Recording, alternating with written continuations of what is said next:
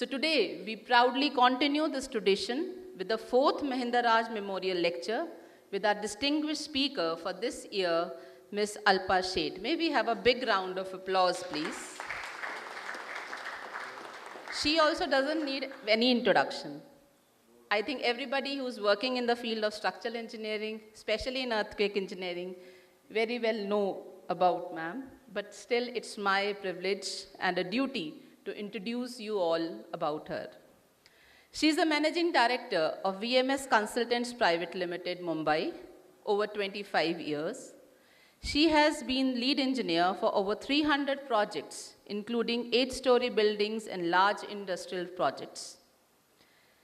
She has been in the advisory role to the Gujarat State Disaster Management Authority since 2001 Bhuj earthquake until 2015.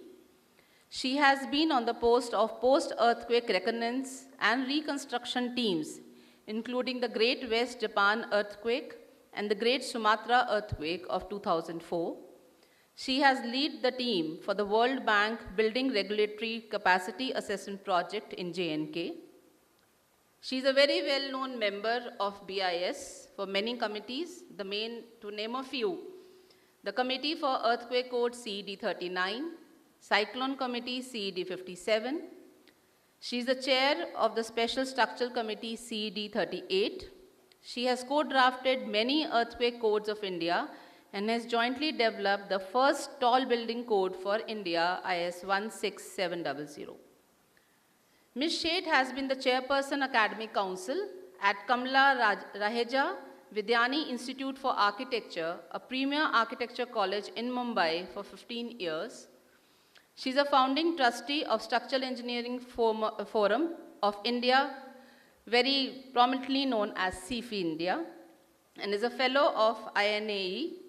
She is currently the associate editor of the journal Civil Engineering, published by Institute of Civil Engineers, UK. And at last but not the least, she has Masters of Engineering from University of California, Berkeley. Her today's title of the talk is The Structural Engineer's Toolbox: Creativity, Curiosity, and Communication. So I request you, ma'am, the floor is yours. We are all looking forward to listen to you.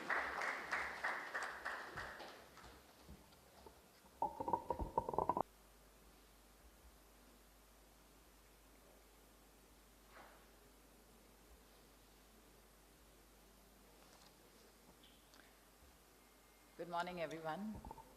It's really my pleasure to be here with you, and I feel very privileged to be honored with the task of giving the 4th Mahinda Raj Memorial Lecture. Mahinda Raj was, like to a lot of people, he was a mentor, but I would also have the chutzpah to say he was a very dear friend. Okay, I mean, he was, I guess, the age difference was huge, but he had the ability to talk to you like a friend. So, I live in Mumbai, as a lot of you know, and I like, when I come to Delhi, I like to stay at the India International Center because the Lodi Gardens is next door, so you can take a walk and so on. So the minute he would find out I am there, he would just show up there and have breakfast with me or have lunch with me or whatever was possible. It was just, that very childlike innocence he had about, not having this, as I think what Dr. Prem Krishna also said, not having this difference about status, about age. It was just so charming. And I think one of the things, even I would say as a woman, but even as just a general person, is he was a total charmer, right? And I think that's something which is very unique about him. And as I'm giving a talk today here, I'm deeply missing him because I remember every talk I've given in Delhi, he was always here. So I think after COVID, perhaps it's the first time I'm giving a talk in person in Delhi, and he's not here. So it's a very different experience for me, and it's even different because now suddenly, instead of seeing him here, I'm speaking in a lecture which is, a tribute to him. Anyway, that's life, and we have to do what we have to do. But I just thought as an apt tribute to him, I would talk about something which he loved and we had discussions about, and that was creativity, right?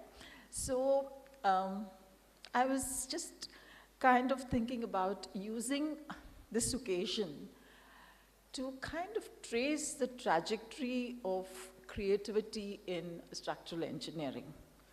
And I'm going to use a very small window frame.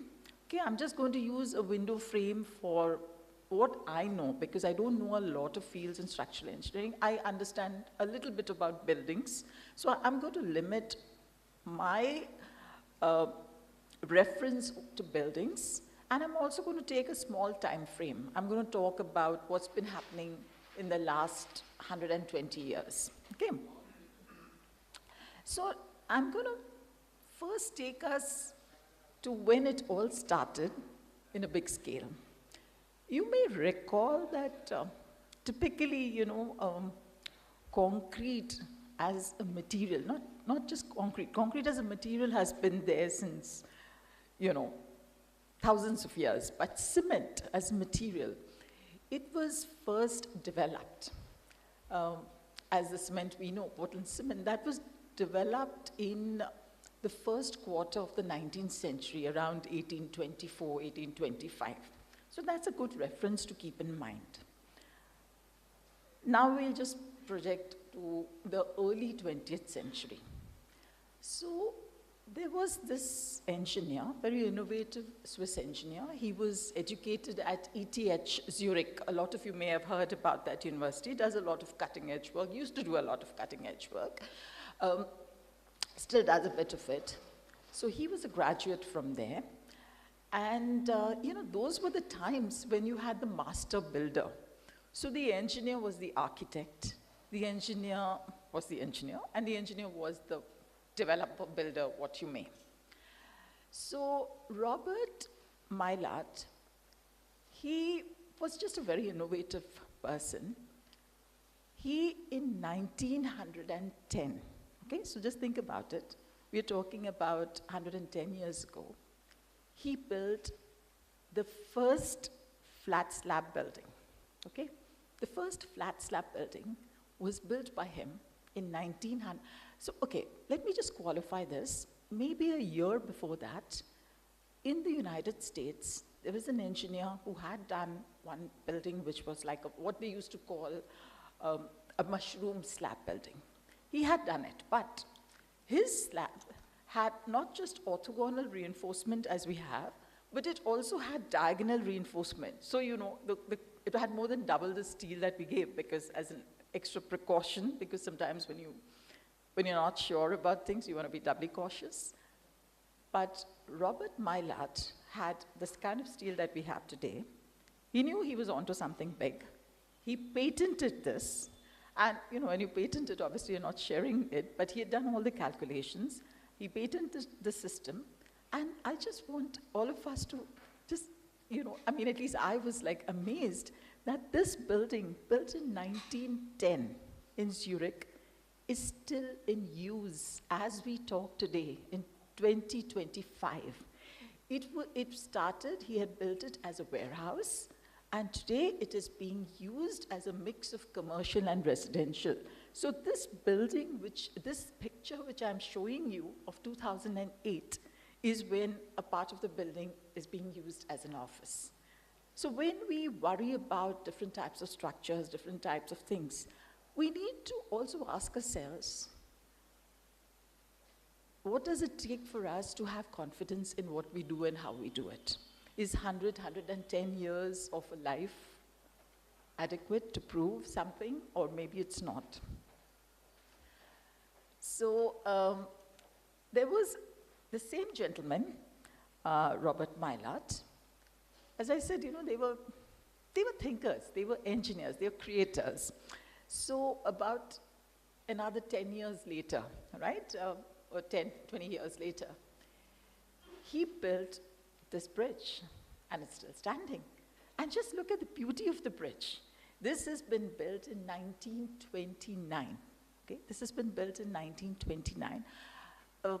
a few years before that, he had built a very similar bridge, but at the edges, he had a wall over there instead of, right now what you can see through. And then he realized he didn't need it. He saw that, he had got a few shrinkage cracks in them, and then he realized, but I don't need so much of concrete. And so, paring down the material to the most essential, who can do it? Who understands the flow of forces, who understands load path, who understands basic physics, who understands basic math, right? So there was this whole idea of his, which was very similar to what we had, in the earlier times also when, what was it, the Code of Hammurabi. The Code of Hammurabi, I don't know if some of you may have heard. So the Code of Hammurabi was that, the builder has to stand under what he has built so that, if it's going to fall down, he's the first one who's going to die, right? So that's what even Robert Mylart used to do. He used to go and stand on his structure, and every structure of his, he would get it load tested in real time. So this was the kind of, there were two things. One was that they believed in real testing and not just simulations in a lab or computer modeling simulations, but actually physically doing it, walking the talk, as you may say. So this is the background we come from. So from Robert Mylart, I'm going to now jump to another 20, 25, 30 years. It's a person all of us know about, but that's Fazlur Khan, right? And what's interesting for me about Fazlur Khan was that, I represent a company which is called Vakil Mehta Sheth of Amos Consultants. So Dr. M, that's Dr. Mahendra Mehta, he's still in Ahmedabad. So he and Fazlur Khan were contemporaries in doing the PhD at University of Illinois, Urbana-Champaign. And, Dr. Mehta would always tell me, this guy was super smart. He was really sharp. And what was interesting to me is that, like Mahendra Raji, I would say, and, a lot of these people are not just engineers. They're interested in a lot of different things in life. So he used to have a lot of soirees, evening sessions in his house for visitors from Bangladesh and from West Bengal, who would be singing the, Tagore music and so on and so forth. And he was interested in art and music and so on. And he was basically a creator. And just the concept, of, okay, now we have to go really tall. So what do you do? So nobody wants, we all know that, okay, you have a box, which is a sheer wall box, and you just take it up. That's going to be safe. Nobody wants that, because how are you going to do it? So then how do you pare out, and remove all the concrete where it still kind of simulates a box behavior? And it's still a very functional structure. And then he came up with the tube frame, right? Before that, of course, he had come up with the frame shear wall interaction systems. But then he came up with this tube frame system, and that was truly the game changer. And what's special about all of these, whether it's Robert Mylart or whether it is Fazlur Khan, these were concepts which were based on very, very strong engineering principles. And I'm trying to make that case today, that real creators are dependent on basic fundamentals. They are not going to be dependent on black box kind of equipment and tools to kind of validate what they want to do. These are people who can actually take a paper and pen and explain the concept without oversimplifying it. And Fazlur Khan was that kind of a person. So first he came up with a simple frame tube, and then, oh, but that's not enough for this kind of a building. So then he came up with this bundled tubes, right? So then these bundled tubes were what helped him to lift the number of floors to, I think, Sears Tower. I think now Sears Tower is not called Sears Tower, it's called 825 North Michigan Avenue, names keep changing. I think, I'm sorry, that's the John Hancock. I think that, I forget what the Sears Tower is now called. Excuse me for that. But it's still but a 110-meter building, and he, came up with this bundle tube system. There was another structure where, he was told that, listen, so this is the John Hancock, which is now called 875 North Michigan. People told him, your frame tube system, itne pass 10 feet pe, 12 feet pe, kisko columns chahiye?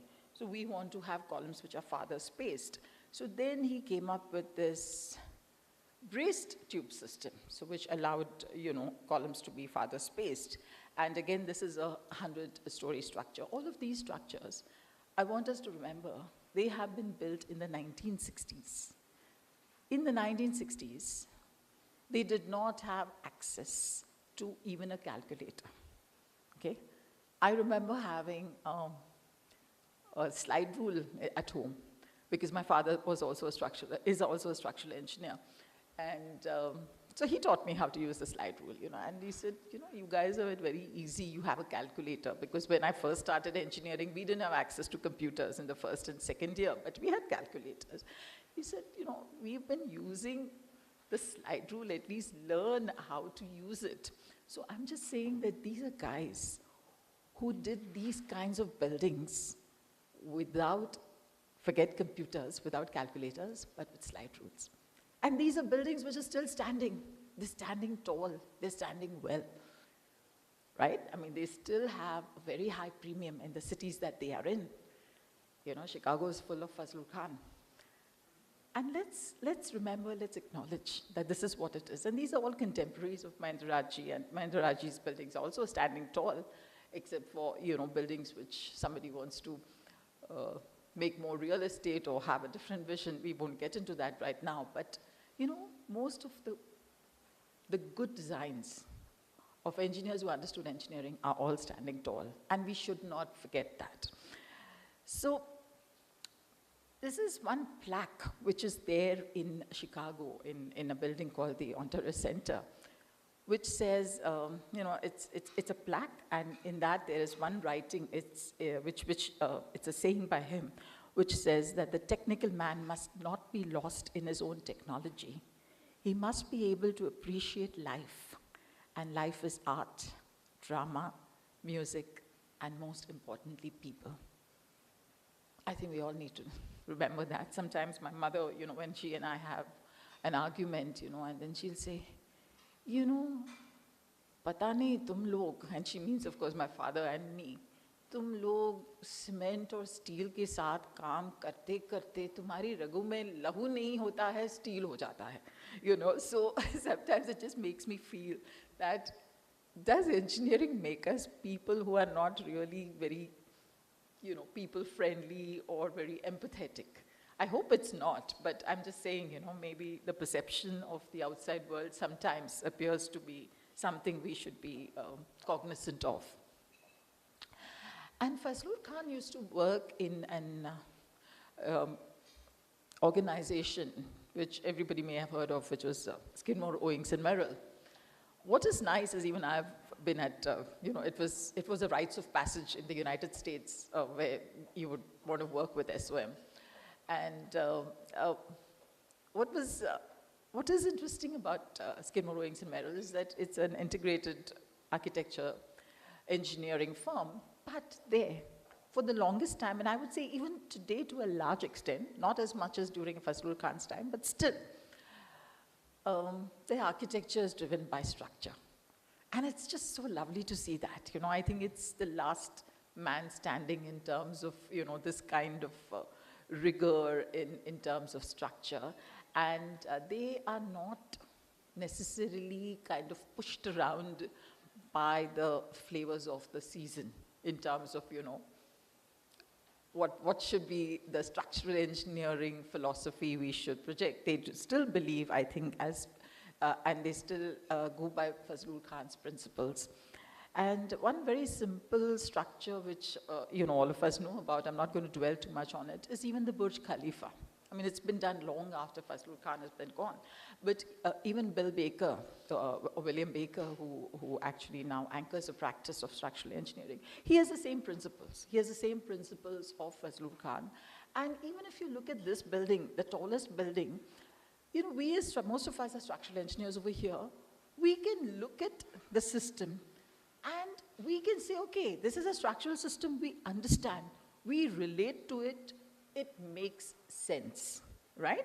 I mean, you can look at, and as we, you know, if I can just show you a little bit, but I'll just, you know, if we just look at what Bill Baker also says, that leave mathematics aside for a moment and describe instead the basic idea of your design in words. You should be able to explain your structural system in words, if there truly is a structural system in place.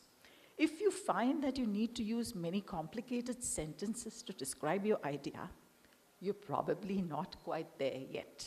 Very important. The best ideas are basically simple, right? And if you look at even the idea behind it, you know, very simple ideas that confuse the wind. So, you know, they have setbacks at different floors, and then to create that integrity, they have at different levels, they have given outriggers, you know, which kind of tie the whole thing together. And if you look at the base versus the height, it's not a very slender building when you actually look at what the base is, but because it has these three wings and a central anchor, you know, it gives you this effect of slenderness and grace. But really, when you look at the structure, it's a very solid structure. It's a very solid structural concept which underpins this. And I think it's very important for us to remember this, because I'm you know, going to go forward. And now, if I look at the new kind of structural systems, honestly, I'm not sure I understand them. It is very likely that I'm also getting to be old and therefore old-fashioned maybe, but there are lots of young people here who are not old-fashioned. So I just want to tell you what is happening now and how I feel lost and I don't understand it. And I think we need to think about this. Many of you may have been to Beijing after 2008, or some of you may have been, you know, and seen this, the Nest, which is a stadium which was built for the Beijing Olympics. And I had a very interesting privilege of working with the architects who have done this. They're Swiss architects called Herzog and de Meuron. They have an office in Basel. And at one point in time, there was going to be a Kolkata Museum of Modern Art. And they had, that team had selected Herzog de Meuron to work on the project, and we happened to be the structural engineers for the project. It was in Kolkata. So I had gone back and forth and worked with them. And these are very interesting architects, you know, which they work differently than us. So if they have to come for a meeting to pitch them the project, they will charter a flight and come to Mumbai, to Kolkata. And it's a very interesting and a different way of how, you know, marquee architects also work. But if you look at the rigor that underpins the architecture, it's something very admirable of how an office works. And I'm not getting into that. But what I found when I went to Beijing and I saw this building in person, frankly, I just thought, you know, when somebody wants to tell you कि तुम्हारे में अक्ल नहीं है, so they tell you what a bird-brained creature you are, right? And here we are as human beings trying to mimic the brain of a bird who doesn't really know how to make its nest stable. So therefore, it's going to put in lots of redundancy, right? If it needs, let's say, 500 twigs for its nest, it's going to put 1,000 twigs, right? Because उसको पता नहीं है, तो लगता है कि ठीक है, you know, इससे तो ठीक ही रहेगा. So this is exactly what has happened in this, that they have put in 42,000 tons of steel in this structure. When actually, if you thought about it, this shouldn't have required even more than half the tonnage of steel. And a lot of those members are actually redundant. They have been given because the architect wanted it to look in a particular way. And of course, nothing is just done arbitrarily.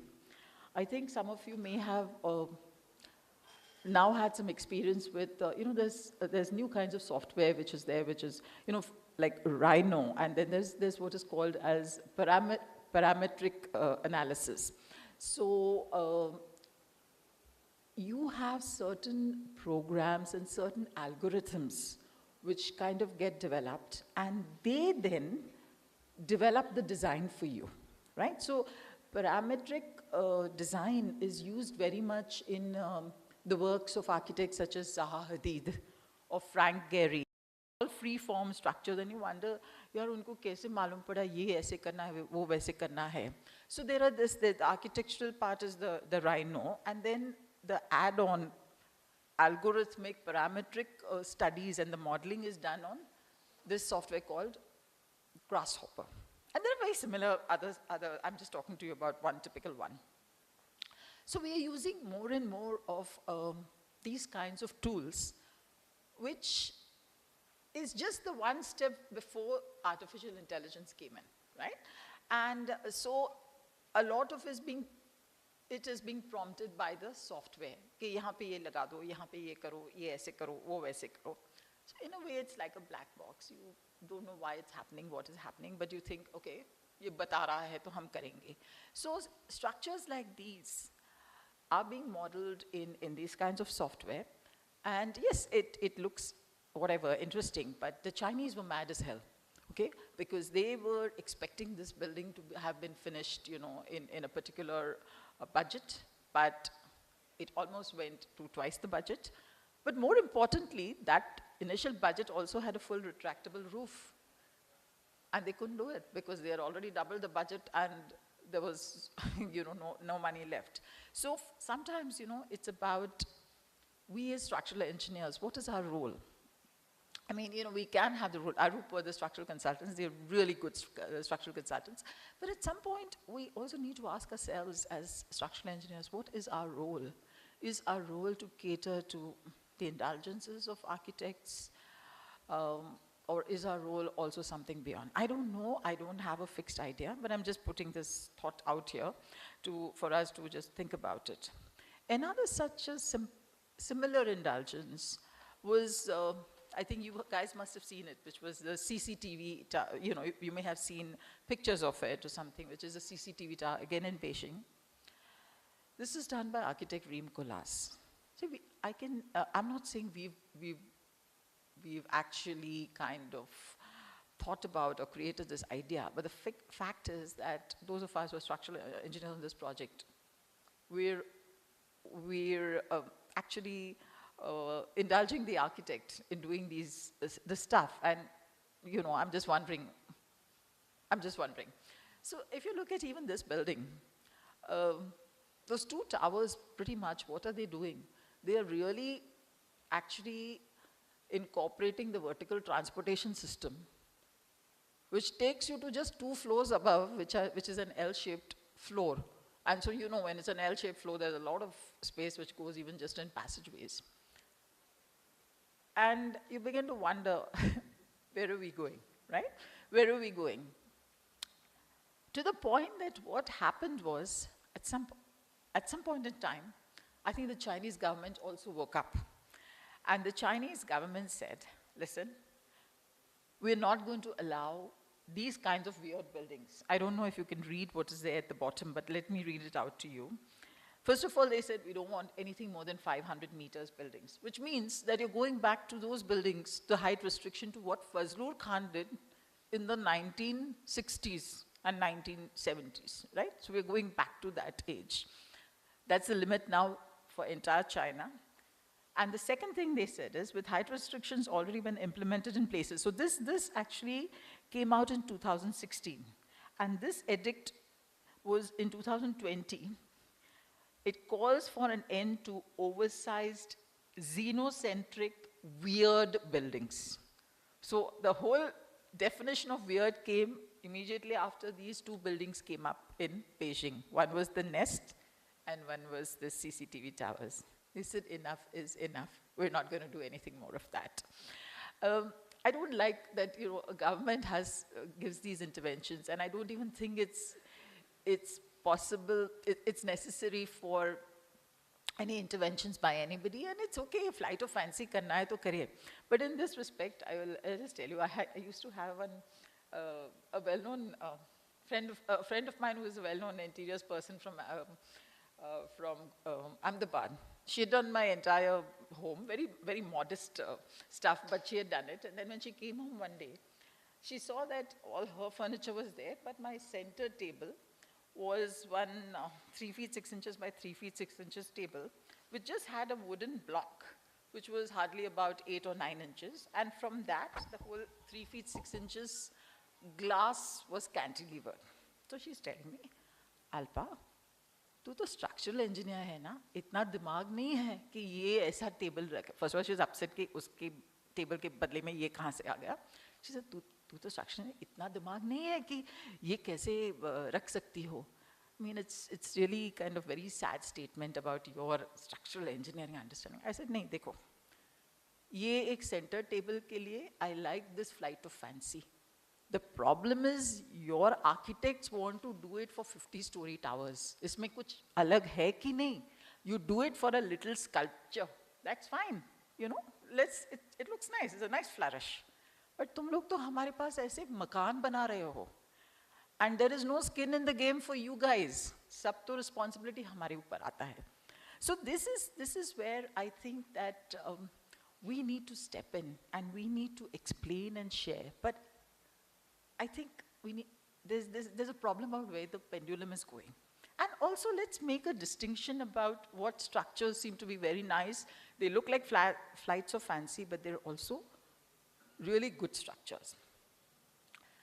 Now, in the past 20 years, another good structural engineer, in my opinion, good structural engineer, maybe he also does indulgences, I'm not going to say, who has come on the scene is Santiago Calatrava. And another very well-known structural engineer, who was Shivarish Patel. He was so fascinated, he was from Bombay, and he was unfortunately passed on.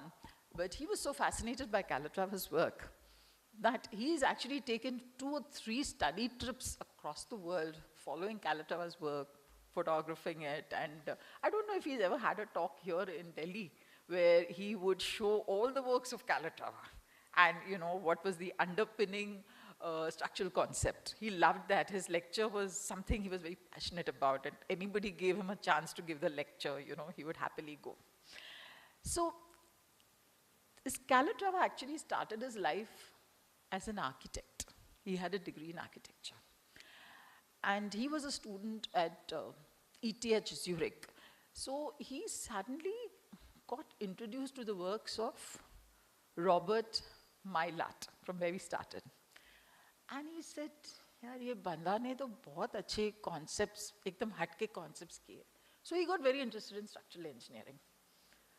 So he went to ETH, went back to school, and he did his PhD in structural engineering. Okay? So now when you look at Calatrava's works, they look like flights of fancy and how is it standing? But actually, there are very, very strong structural principles which can be easily explained with pen and paper. And that's the beauty of his work. Sure, there are indulgences, but they're indulgences with a very strong backing of structure and structural principles. But look at where we are going when it's not the structural engineer who is the prime designer and the person who has conceived the structure. The problem all of us are facing is that something is being conceived by an architect जिसने कभी कोई structural engineering class attend ही नहीं किया है. They have structural engineering in their architecture program. But पता नहीं, they always bunk those classes, yeah, I don't know what, but or they've been told कि यार ये compulsory है, but as soon as you finish the classes, you do a memory erase of what you have learned. नहीं तो you cannot be a creative architect. Right? ऐसा कुछ तो होगा, because we are all, I think a lot of us are here, we are facing the same troubles. So I'll show you. Now if you look at all of these, the top 2 structures are Frank Gehry structures. And there was one, you know, Simpsons, there's a cartoon called The Simpsons, right? So the picture on the left side, so how is it created? So there's that Bart Simpson. He just crumbles a piece of paper and throws it in disgust. And then he looks at it and he says, oh my God, I've created a Frank Gehry, you know, creation. So this is the kind of, you know, statements which people make.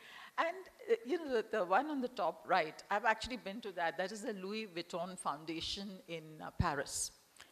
And a lot of these structures, actually, they're just meant to intimidate you and meant to, you know, have that ooh effect, right? Or the ah effect, as they call it. They're all really pavilions. They're all nice shapes, which all of us do for, you know, in structural steel. There's no great shakes about it. The real buildings which have 2 or 3 stories of suspended slab, they're all very simple buildings. Okay, so in a way, I will say that some of these engineers who are actually servicing some of these projects, they are very sensible engineers. They also know how to limit the damage in terms of, you know, structural loss of integrity, how to limit that. And they're saying, okay, tumko ye shape chahiye, hum de denge. But please, you know, let's not do that for those kinds of buildings which actually are carrying load and which are going to be subject to all kinds of forces. The other thing which architects do, and I think is very cunning photography. I think 50% of the architecture which makes you, okay, so, you know, a lot of the awards which are given, most of the judges don't go and see the projects. They have to look at the pictures and the presentation and all of that. As good as their imagination is their trick photography, okay, as far as architects are concerned. So you look at the picture on the left bottom. If you look at it, what do you think? Arey yaar, ye itna cantilever nikala hai. At the support where the cantilever is, wahan to zero depth hai. Aur bahar jab jaate ho, it's just counterintuitive to anything we have learned about structural engineering, right? And you'll see 80% of photographs of this particular structure on the internet showing you this, okay? It's a library building, I think, if I'm not mistaken, in Seattle. But the reality of it is over here, right? Actually, it's a gable structure with all kinds of cut, faceted ends, which makes it begin to look like, okay, you know, you cantilever have at zero depth at the support and full depth at the edge. So there is a lot of this, and what happens is a lot of us just see these pictures. हमको कोई client आके बोलता है, madam जी आपको बहुत मतलब imagination नहीं use करती हैं और आप बहुत कंजर्वेटिव हो. देखिए ये बड़े बड़े जो कंसल्टेंट्स हैं पूरी दुनिया में क्या क्या कर पाते हैं और आप बोलते हो ये नहीं हो सकता है. And they'll just give you this first picture. They'll only give you the first picture on the left side. किया तो है ना, आप ना कैसे बोल सकते हो, ये देखो फलानी जगह पे है. And it takes you, you know, so much कि बाबा तुम देखो असल में तो actually it is like this, it is a gable and then some, you know, it's been pulled out and then, you know, facets and certain splaying has been done and that's how they've got it. But मैं structural engineer की दाद देती हूँ. वो बोलता है तुमको चाहिए ना, मैं करके तुम्हारे फोटोज आ जाएंगे. लेकिन मैं स्ट्रक्चर को I am going to make sure that the structure is stable. That is good. Up till here, so far, so good. But now there's a scary situation which is happening. So what happened is that starting at the turn of the 21st century, if you look at it, you know, there were no real new concepts after Fazlur Khan's thing. What were the new concepts we can actually think of? Ek base isolation systems aa gayi, right? That was, and then there was maybe use of dampers. But I can't really think of any game-changing new structural system that anybody had come up with. So there was a sense of desperation in the research organizations, academic institutions, you know, about kuch to naya kare, kuch to kare aise. So there was this one project which is called the One Rincon Hill. It's in San Francisco. And if you look at it, it's a tall building. I think it's more than 80 stories. And it has no perimeter frame. It is just a slab and a central core and these columns. And they said, नहीं हम और कुछ नहीं करेंगे, एक भी beam नहीं डालेंगे, एक slab ही होगा, ये ऐसे होगा, हमको वैसे ही करना है. And we are now coming up with this new system called performance-based design. So where did the genesis of this happen? It happened in a way in University of California, Berkeley. Professor Jack Maley was one of the main pioneers for PBD, and MK was very much also a part of it. And I must say that I find Engineer Klemenchik one of the smartest minds, okay, as a structural engineer. The MK engineers are super smart, so let me first say that. The point is that if you have a loaded gun given to a child, you know what damage can be happened. So if I am a trained, military person, if Sahil maybe has to use a gun or something, I don't know if you have to use it, but anybody in the military has to use it. I think it's fine, but if I'm given it and then it's loaded, it's dangerous. But that's what PBD is, right? It's a loaded gun which now everybody thinks that they can have access to. And so what happened, so I found it very interesting that Jack Maley has done his PhD under Professor Met Sozan. Met Sozan was a professor at University of Illinois, Urbana-Champaign, the same place where Fazlur Khan came from and so on. And he just passed on recently, a few years ago. So he, I think 2019, if I'm not mistaken. So he was asked, so there's, okay, I just thought this is a good time to talk about it. I don't know if any of you have had a chance to see these oral history series. It's called Connections, okay? Connections, C-O-N-N-E-C-T-I-N-S. It's available on the net. It's from the Earthquake Engineering Research Institute. So they are a series of conversations with very eminent structural engineers. They could be academics, they could be practicing engineers. And in fact, मैंने महेंद्र राज जी को बताया था कि आपका करना है. And he said, yes, yes. And then I talked to somebody who actually went to his place, हमने वो videography सब कुछ. And then he was so fascinated with Mahendra Rajji's discussions, he went there, had lunch, and he came back. and it didn't happen. And then, of course, there's a very nice book which Rohit Mehendirata and Bandhani have come up with, Vandani Mehta and their one colleague, which is the works of Mahendra Raj. And I think it's a lovely book. I've written a review which Mahendra Raj ji liked very much. In fact, he had put it up on his website. मैंने बोला बहुत अच्छी किताब है. But this is not the book Mahendra Raj ji would have written if he would have written it, because he would want to talk to his constituency of structural engineers. And this book is a coffee table book meant for everybody. So he said, Alpa, you're so right, but abhi मैं कैसे लिखूं? अभी तो नहीं है time मुझे. But I'm writing, I'm making little notes, but नहीं हो पाएगा. So it was a very interesting conversation we had that, I said, किताब तो अच्छी है, लेकिन, the way structural engineers look at structures differently, architects look at it differently. हम structural engineers बोलते हैं, हाँ ठीक है, हमने ये सब beauty, nice flowery language में describe किया, वो सब ठीक है. अभी हमको असली माल, what is the underpinning structure, हमको ये calculation दिखाओ ना कैसे किया, ये ऐसे आपने sizes कैसे किया. And Mahendra Raj ji was very happy to share it with us, and he would have loved to share it, but he didn't have a chance to do it. Anyway, so, Professor Met Sozan, he was seeing that his own students were now coming up with this performance-based design. So, unko wo connections mein, I picked it up from this oral history series, which is Connections. And so, he has written, in California now, people are pushing for just using core wall buildings in a high-rise building. That scares me. Perhaps because of my structural engineering narrow-mindedness, if you like.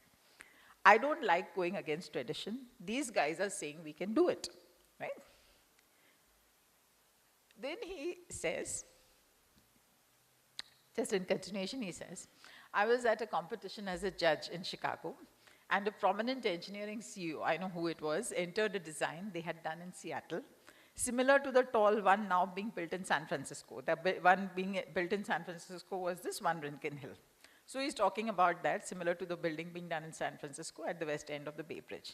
He said that, that the CEO says, oh, they have done 7 nonlinear response analysis on it, so it has to be good. I was scared because I work with nonlinear analysis.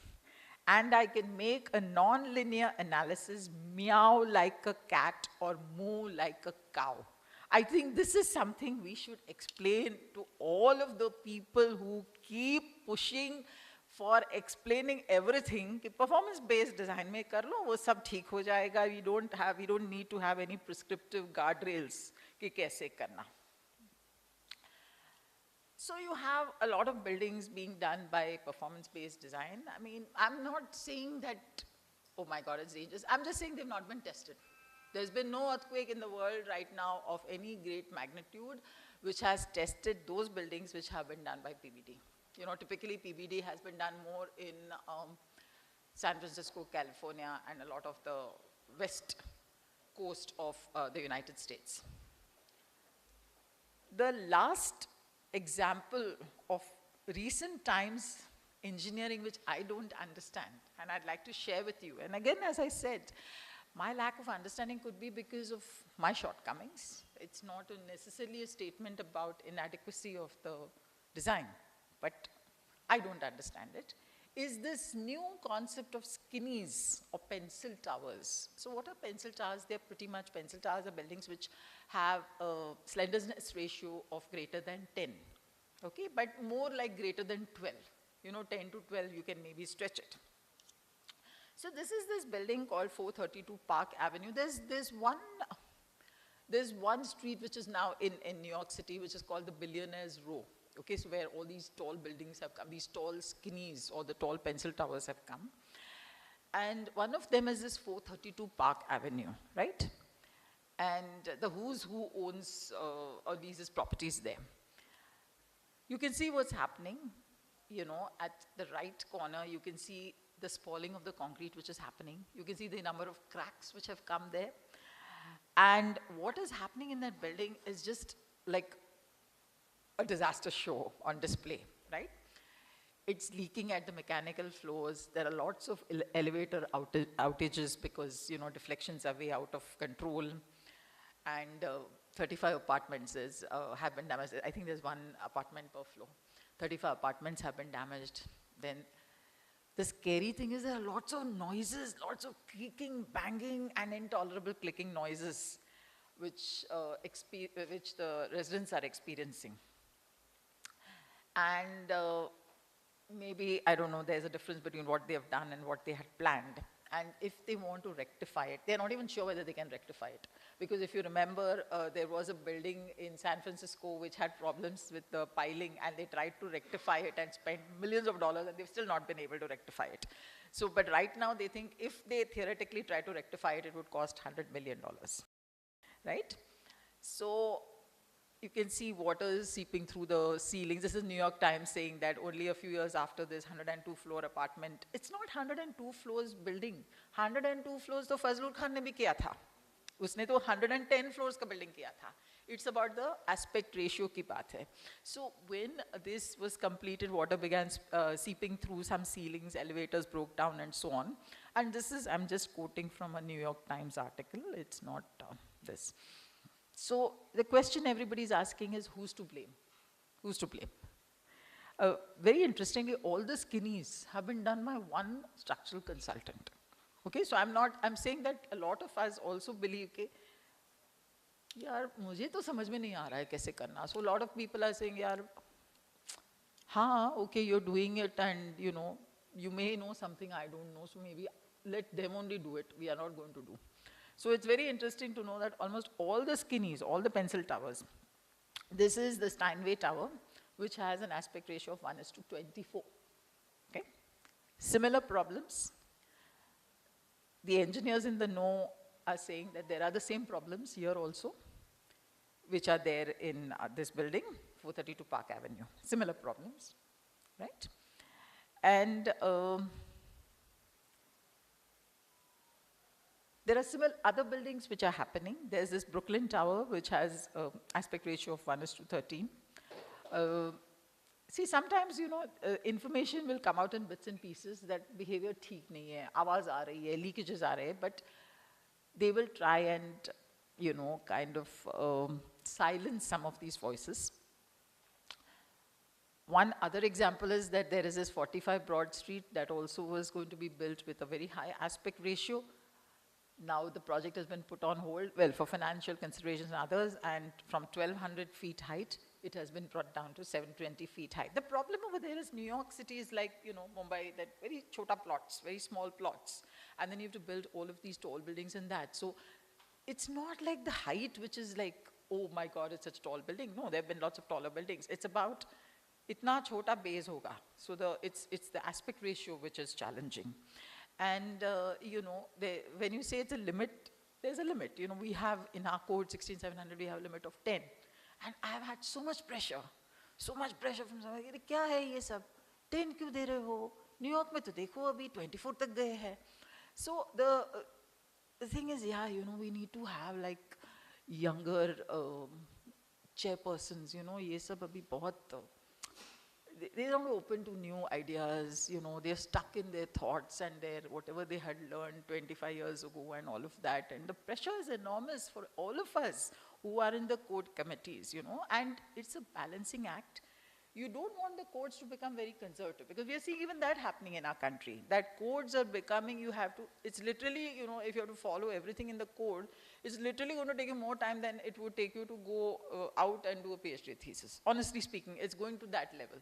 So that is one end of the pendulum. The other end of the pendulum, you have a lot of consultants, and especially there will be MNCs. And a lot of MNCs, you know, I really like working with MNCs, you learn a lot. But we must remember that all of us here who are working as structural engineers, we have skin in the game.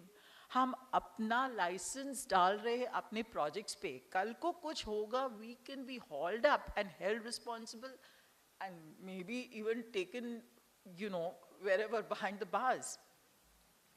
MNCs have no skin in the game. They're going to disappear. And it has happened in this country also. There are a few who have just winded down and suddenly one day their website, Indian website doesn't work.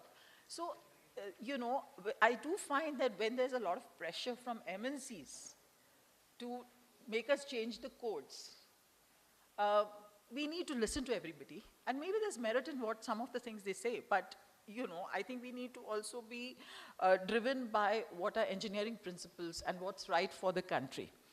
So just to show you what has happened about the Pencil Towers. You know, I'm just talking about those buildings which have typically more than a slenderness ratio of 10. 432 Park Avenue has a very poor behavior. I've told you, Steinway Tower, not as poor as the 432 Park Avenue, but still there are problems. That's the one which has a 24. Then the Broad Street is on hold. It's on hold.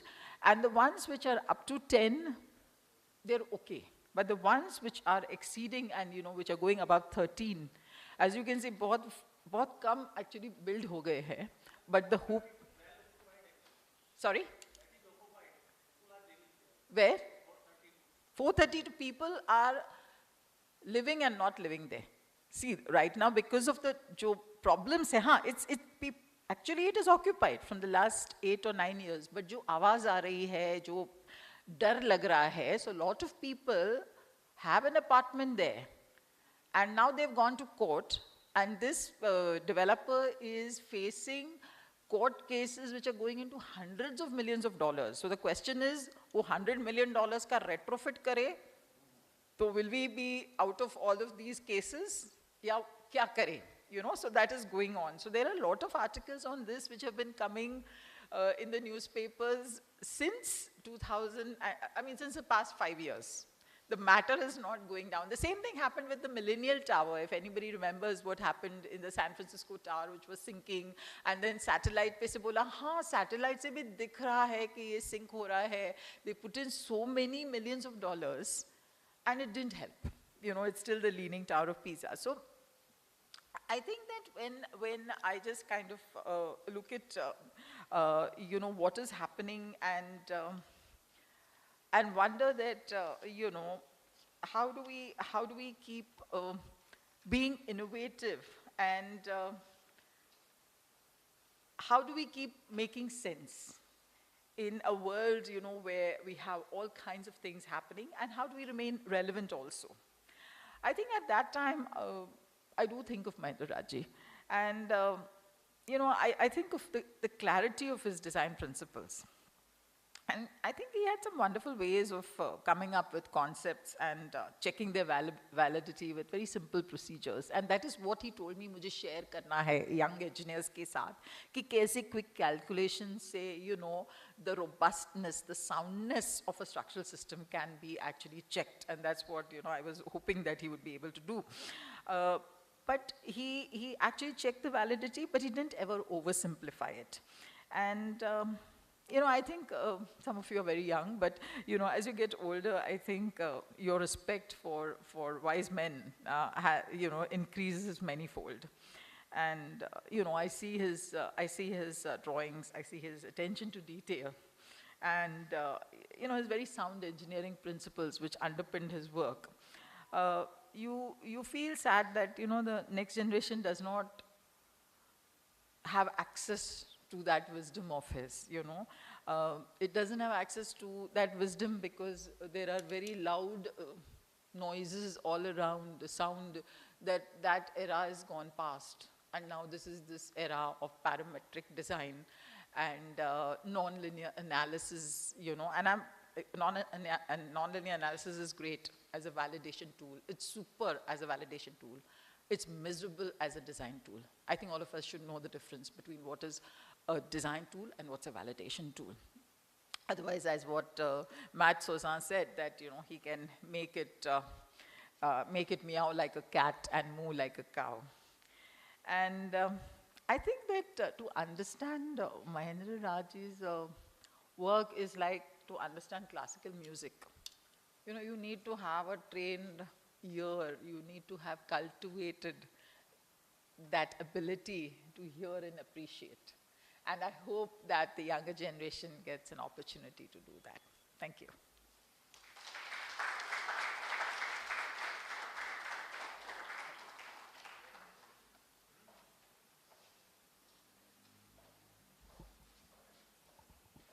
Well, thank you, ma'am.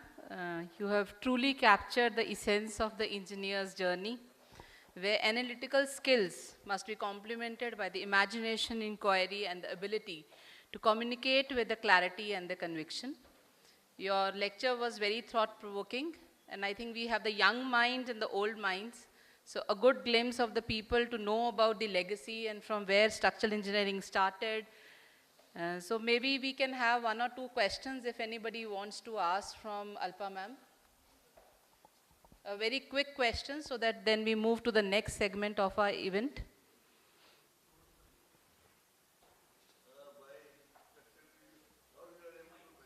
Can we have the mic, please?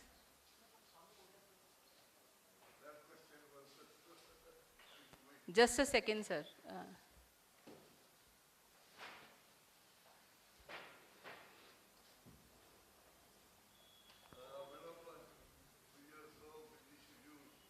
As a lady, how you could manage so much time in reading such a voluminous engineering literature? Just want to know. Just my curiosity. I think that, you know, in today's time, our planets are making us realize that इतना brief हमें देते हैं कि हमें थोड़ा time अपने लिए just to enjoy our passion of structural engineering. We have to take brief in reading, because getting joy now out of practicing structural engineering today as it is, and I have a lot of fellow structural engineering consultants here, and they will also agree with me that times are very challenging to practice as a structural consultant. So, you know, there is only 5% which is the concept, but that 5% usually is so much joy that it helps you to deal with the 95%. But now, nobody even gives you that space to create something which is nice, which is 5%. So where are we getting that 5% joy from? From reading. You know, that's what's happening. Yeah. Yes, sir, please. Thank you. I think after listening to Alpa, one's faith in structural engineering has been re-established. That's all I can say. What has happened is, today people are talking about climate change, but then they found out that, climate change is not enough. There is something else, which is called resilience.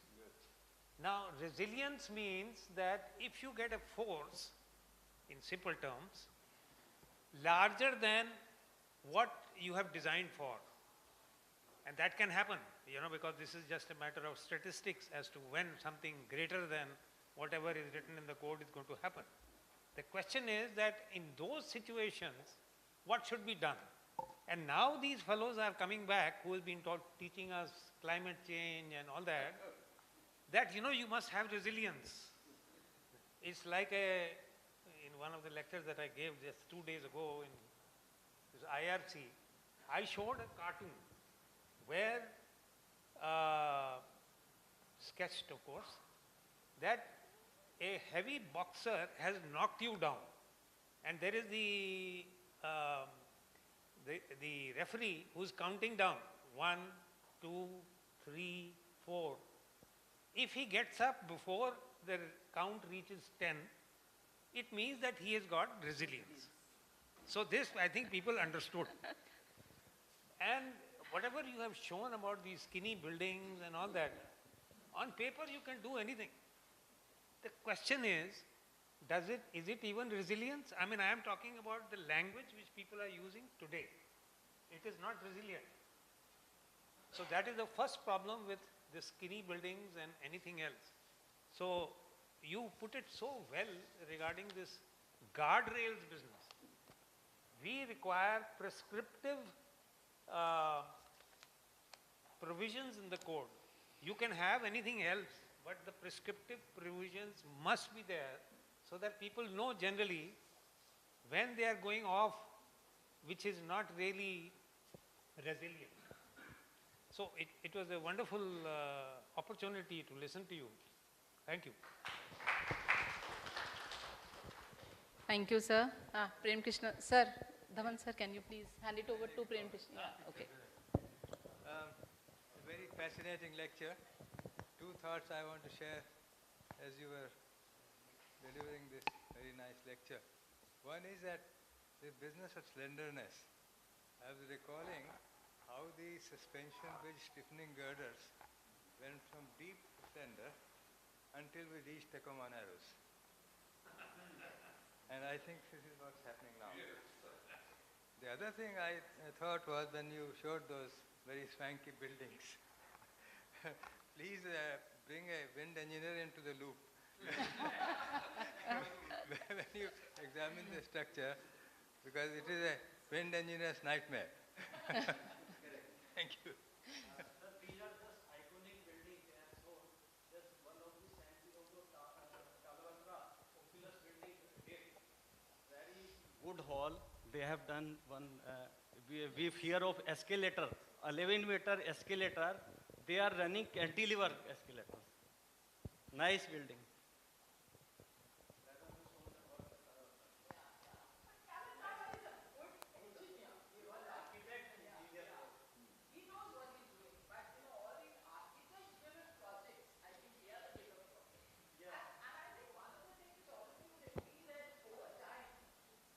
Not, we've actually come somewhere, lower down in terms of our ability to communicate with architects and share with them the basic tenets and make them appreciate structural engineering principles. Somewhere I think the situation is worse today than it was maybe, 30 years ago. I think maybe, and So for example, I think Arup is one of the finest structural engineering firms. But sometimes when I think about it, I'm just saying, why did Arup agree to do that Reem Koolhaas building, which is that, the Mobius kind of strip kind of a building in Beijing, Or why did they agree to do the nest? You know, but then of course, you know, when you are 10,000 people firm, it's a juggernaut. You just have to keep it rolling, right? You need to take all kinds of projects, these give you publicity. And, you know, I then wonder that if Arup himself, if Oarup was alive, what would be his view about doing these kinds of things? You know, you wonder. Ma'am, just a small query. Yeah, please. As a consultant, what is the biggest structural risk do you see, especially while handling these high-rise building projects, as far as the challenge or the structural risk is concerned? I think, and I suppose I speak for all structural engineers, I think every morning I wake up with a prayer कि कोई project में कोई problem तो नहीं हुआ है. You know, so if you're asking me क्या risk, we are living with risk 24/7, okay? What is happening is, the biggest risk actually in India, if you ask me, is that your drawings are not being understood by sites properly. You have no control on what is happening at sites. And so you really are living by the grace of the consciousness. Builders, pata nahi, main to upar wale ki bol rahi hu. And you know, each day that you know, you don't get any complaints, it's like shukar hai. But I think that's a very, very big problem. See, I think most structural engineers don't have a problem with taking responsibility for what they do. Right? Because if we have done it, and you know, you should run an office only where you have the space to see your structures and the major issues personally, or you have a very trained staff which understands all your principles. Otherwise, you know, I mean, if you don't enjoy engineering, I would say, you know, that making money, there are much better, smarter ways, more efficient ways to do it. So unless you really are passionate about this field, it's not worth it. It's not worth being in that. So my one point would be that make sure that you have, otherwise it's a risk. That is an added risk, but a lot of us don't have that risk because hum mota to sab major issues to dekh lete. But site is a very big risk, very, very big risk. Every time we go to site, it's like, okay, I've come on the 4th floor to see this, and there are all these mistakes. I had come on the 1st floor, explained it to you, said, haan, theek kar lenge, I'm coming on the 4th floor. There are the same mistakes which are there on the 1st floor, and there are more, right? So what are you doing about it, right? So I think that's one of the biggest challenges. Thank you. Okay, so thank you, ma'am.